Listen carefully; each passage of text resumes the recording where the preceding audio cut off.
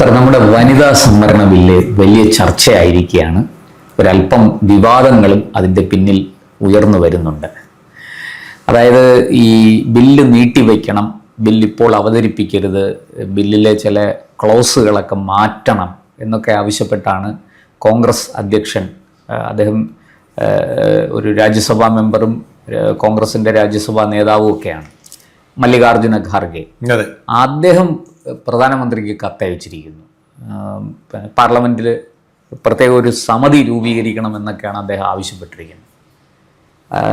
രസകരമായ വസ്തുത, ഈ വനിതാ സംവരണ ബില്ല് കൊണ്ടുവന്നത് കോൺഗ്രസ്സാണ്.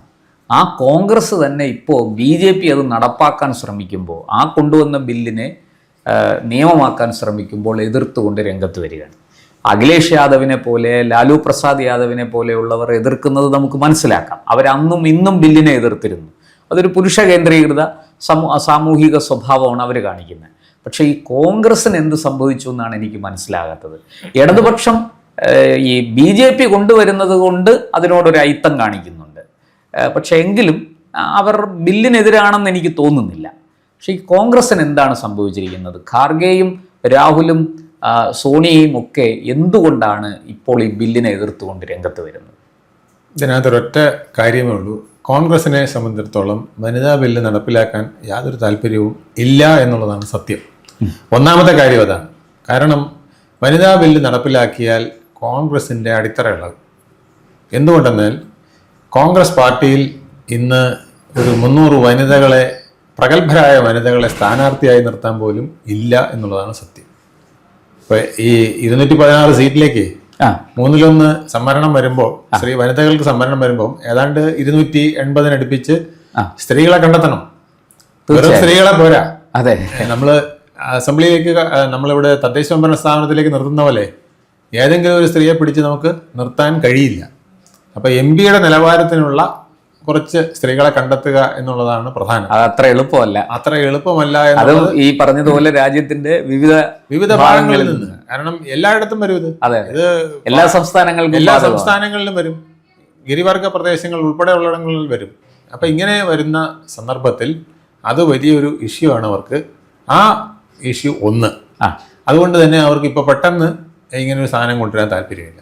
രണ്ടാമത്തെ കാര്യം, ഈ ഇത്രയും MP-മാരൊക്കെ വന്നു കഴിഞ്ഞാൽ അവരുടെ ഈ നിലവിലുള്ള ഇന്നത്തെ ഹൈറാർക്കിയെ തന്നെ ചോദിച്ചു.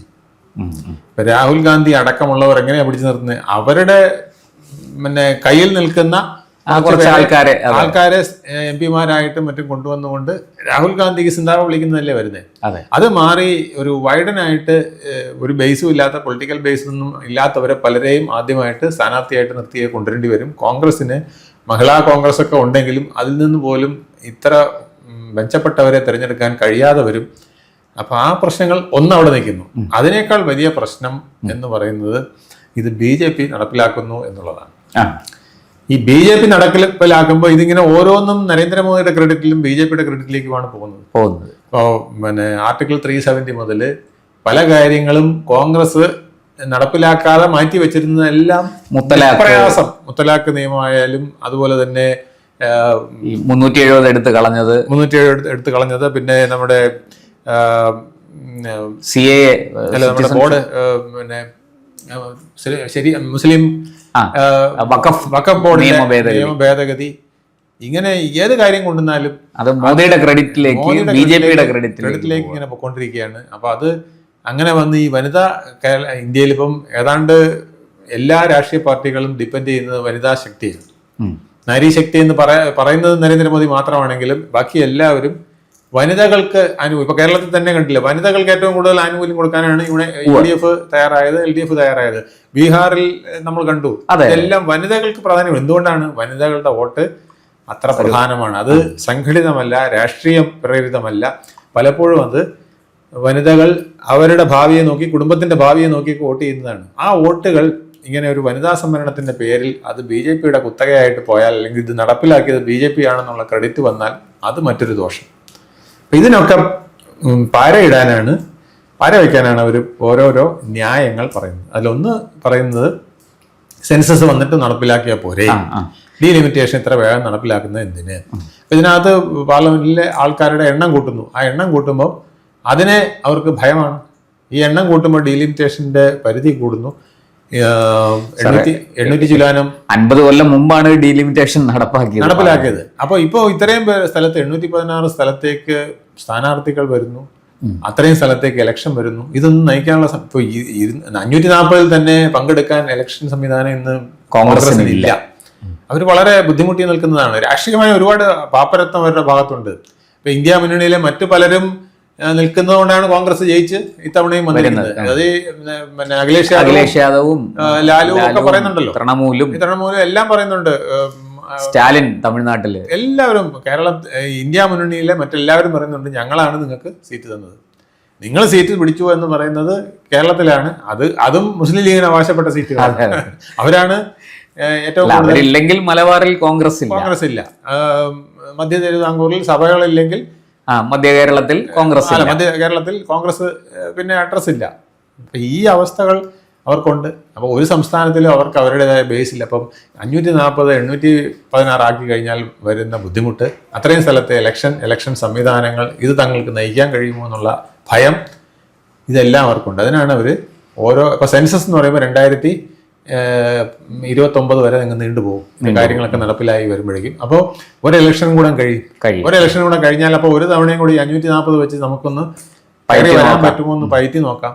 ഇതൊക്കെ തന്നെയാണ്. പിന്നെ ഇപ്പം കോട്ട വിതിൻ ദ കോട്ട, അത് വേറൊരു അടവാണ്. അതായത് മണ്ഡൽ കമ്മീഷൻ റിപ്പോർട്ട് പുറത്തുവിട്ടത് വളരെ ബോധപൂർവമാണ് VP സിംഗ്.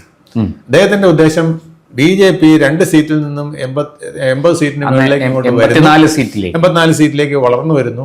ഇനി ഇതിങ്ങനെ പോയി കഴിഞ്ഞാൽ നോർത്ത് ഇന്ത്യ മുഴുവൻ അധികം താമസിയാതെ പിടിക്കും. ജനങ്ങളുടെ പൾസ് അറിയാവുന്ന VP സിംഗിന് മനസ്സിലായി. ഇപ്പൊ ഇവനൊരു അടി കൊടുക്കാനായിട്ട് പറ്റിയ സാധനമാണ് ഈ മണ്ഡൽ കമ്മീഷൻ. കോൺഗ്രസ് തന്നെ പൊഴുത്തി വെച്ചിരുന്ന മണ്ഡൽ കമ്മീഷനെ എടുത്ത് ഇട്ടുകൊടുത്തു. കോൺഗ്രസ് പിന്നെ VP സിംഗ് വെളിയിലിട്ടു.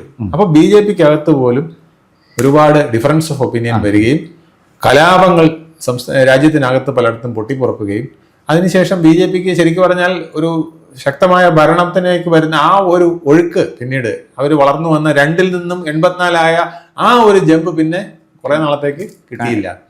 പിന്നെ അത് 10 വർഷം എടുത്തു. 10 വർഷം കഴിഞ്ഞ് നരേന്ദ്രമോദി ശരിക്കും ആ 10 വർഷം കൊണ്ടാണ് അവർ അയോധ്യ രാമജന്മഭൂമി വിഷയം ഈ മണ്ഡൽ കമ്മീഷനെ പ്രതിരോധിക്കാനാണല്ലോ ആ സാധനത്തെ അതുവരെ അതൊരു സിവിൽ കേസ് മാത്രമായിരുന്നു. അപ്പം ഇതിനെ ഒരു ഏകത കൊണ്ടുവരാൻ, ഹിന്ദുക്കളുടെ ഇടയിൽ ഏകത ഐക്യം കൊണ്ടുവരാനുള്ള സംഗതിയാണ് അത്.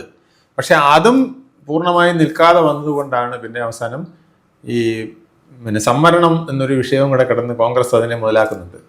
അതിനെ തടയിടാൻ വേണ്ടിയിട്ടാണ് പിന്നെ എക്കണോമിക് ക്ലാസിന്റെ റിസർവേഷൻ സാമ്പത്തിക സംവരണം എന്നുള്ളൊരു തത്വം കൂടെ കൊണ്ടുവന്നത്. അതും കൂടെ കൊണ്ടുവന്നപ്പോൾ പിന്നെ അതൊന്ന് ഈസി ചെയ്ത് പോയി, സംവരണ തിയറി ഒന്ന് ഈസി ചെയ്തൊന്ന് പോയി. പക്ഷെ അത് വീണ്ടും കുത്തിപ്പൊക്കാനായിട്ടുള്ള അവസരം ഈ വനിതാ ബില്ല് വരുമ്പം കോട്ട വിതിന്റെ കോട്ട എന്ന് പറഞ്ഞുകൊണ്ട് OBC-കളിൽ വേറൊരു സംവരണം കൂടെ കൊണ്ടുവന്ന് ഒരു വിഷയം ഉണ്ടാക്കി വീണ്ടും ഒരു സ്പ്ലിറ്റ് ഉണ്ടാക്കാൻ പറ്റുമെന്ന് നോക്കുന്നത് മാത്രമാണ്. ഇതുകൊണ്ട് ഒരു ഗുണമില്ല, അവർക്കും ഗുണമില്ല. കാരണം എന്താ, അവർക്ക് ഈ OBC-ലൊന്നും ഇത്രയും ബേസ് BJPക്കുള്ള ബേസ് പോലും അവർക്ക് ഇല്ല. പിന്നെ എന്തിനാണ് ഇത് ചെയ്യുന്നതെന്ന് അറിയില്ല. പക്ഷെ തൽക്കാലത്തേക്ക് ഒരു കല്ലെറിഞ്ഞ് നോക്കാം, ചില്ലുടയുന്നെങ്കിൽ ഉടയട്ടെ എന്ന് വിചാരിച്ച് ഇട്ടിരിക്കുന്നതാണ്. ഇങ്ങനെ പല കാരണങ്ങൾ കൊണ്ട് ഇപ്പോ ഈ വനിതാ സംവരണ ബിൽ അല്ലെങ്കിൽ നാരിശക്തി വന്ദൻ അധിനിയം ഈ നിയമം വരരുത് എന്നുള്ളതാണ് കോൺഗ്രസ് ആഗ്രഹിക്കുന്നത്. അതുകൊണ്ടാണ് ഈ മല്ലികാർജുന ഖാർഗെ കത്തെഴുതുകയും ഈ ബഹളം ഉണ്ടാക്കുകയും. അത് ഇനി പാർലമെന്റിനകത്ത് ഇതൊക്കെ കാണാം. കേരളത്തിൽ എടുത്തു നടപ്പിലാക്കാതിരിക്കാനായിട്ട് ചിലപ്പം ഇറങ്ങിയപ്പോഴോ മറ്റു കാര്യങ്ങളൊക്കെ വരാം. അതിപ്പോ ഇവരെല്ലാം ഒറ്റക്കെട്ടാണല്ലോ. അഖിലേഷ് യാദവും ലാലുവും ഒക്കെ പറഞ്ഞു കഴിഞ്ഞു ഞങ്ങൾ നരേന്ദ്രമോദിയുടെ ബുദ്ധി അതാണ്. 2 വെടിയാണ് അദ്ദേഹം പൊടിച്ചിരിക്കുന്നത്. ഒന്ന്, ഈ ബില്ല് പാസ്സായാൽ ഈ ബില്ല് പാസ്സായതിന്റെ ക്രെഡിറ്റ് ഫുൾ ഇങ്ങോട്ട് കിട്ടും, BJPക്കും കിട്ടും, നരേന്ദ്രമോദിക്കും കിട്ടും. ഇത് പാസ്സാക്കിയില്ലെങ്കിൽ അടുത്ത ഇലക്ഷനിൽ ഇവരെ ഒരു സീറ്റ് കിട്ടാത്ത വിധത്തിൽ, അതായത് വനിതകളുടെ വോട്ട് കിട്ടാത്ത വിധത്തിൽ പൂട്ടാനായിട്ടുള്ള വേല എനിക്കറിയാവുന്ന, അതായത് ഇനി വനിതകൾക്ക് ഫ്രീ ബീസ് ഒന്നും കൊടുത്തിട്ട് കാര്യമില്ല, അതൊന്നും നിങ്ങൾക്ക് ചെയ്യാവുന്ന ഏറ്റവും വലിയ ഗുണം ഞാൻ ചെയ്തു തരാൻ പോയപ്പോൾ നിങ്ങൾക്ക് പാര വെച്ചവരാണ് ഇവർക്ക് വോട്ട് കൊടുക്കരുതെന്ന് പറഞ്ഞ് അടുത്ത തവണ കളത്തിലിറങ്ങാൻ പുതിയ ക്യാമ്പയിൻ അങ്ങോട്ട് തുടങ്ങും. അതുകൊണ്ട് ഈ നാരീശക്തി ബില്ലിനെ ആരും എതിർക്കുമെന്ന് എനിക്ക് തോന്നുന്നില്ല. എതിർത്തും അവസാനം എന്തെങ്കിലും കാര്യത്തിൽ ഇതങ്ങ് പാസ്സാക്കാൻ ശ്രമിക്കുമെന്നാണ്. ശ്രമിച്ചില്ലെങ്കിൽ വലിയൊരു വിപത്ത് അവരുടെ തലയിൽ ഖഡ്ഗമായിട്ട് വന്ന് വീഴാൻ, അതായത് അവരുടെ രാഷ്ട്രീയം ഇവിടെ സത്യത്തിൽ തീരുകയാണ് എന്ന് വേണമെങ്കിൽ നമുക്ക് തീർച്ചയായിട്ടും അവരുടെ പെണ്ണൊരുപ്പിട്ടാൽ. അതെ അതെ, രണ്ടു വിധത്തിലും അവരുടെ ശക്തി ചോരും.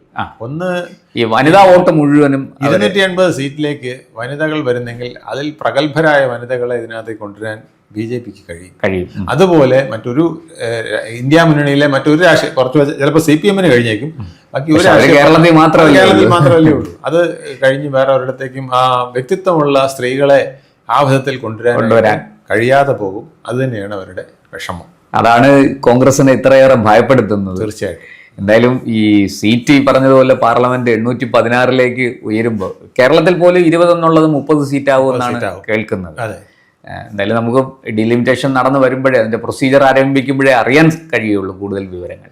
എങ്കിലും ഈ 816 എന്ന് പറഞ്ഞ് ഉയരുകയും അതിൽ 33% വനിതാ സംവരണവും കൂടെ വരുമ്പോൾ ഈ വാസ്തവത്തിൽ നമ്മുടെ രാജ്യത്തെ നിയമനിർമ്മാണ സഭയിൽ, ശരിയായ നിയമനിർമ്മാണ സഭ പാർലമെന്റാണ്, അപ്പോൾ അവിടെ വലിയ രീതിയിൽ സ്ത്രീകൾക്ക് ഒരു സാന്നിധ്യം ഉണ്ടാവുകയാണ്. ലോക്സഭയിൽ അതെ, അത് നമ്മുടെ നിയമസഭകളിലും അതുപോലെ നിയമസഭകളിലും മാറ്റം വരും. തീർച്ചയായും രാജ്യസഭയിലും മാറ്റം വരും. ഇത് സമൂലമായും ഇതിപ്പോ ആകെ നടപ്പായിരിക്കുന്നത് നമ്മുടെ തദ്ദേശ സ്ഥാപനങ്ങളിൽ മാത്രമാണ്. പക്ഷെ തദ്ദേശ സ്ഥാപനങ്ങളിൽ അങ്ങനെ നടപ്പായതിന്റെ ചില നന്മകൾ നമ്മൾ കാണുന്നു. ഇത് ഇപ്പോഴല്ല അറിയുക.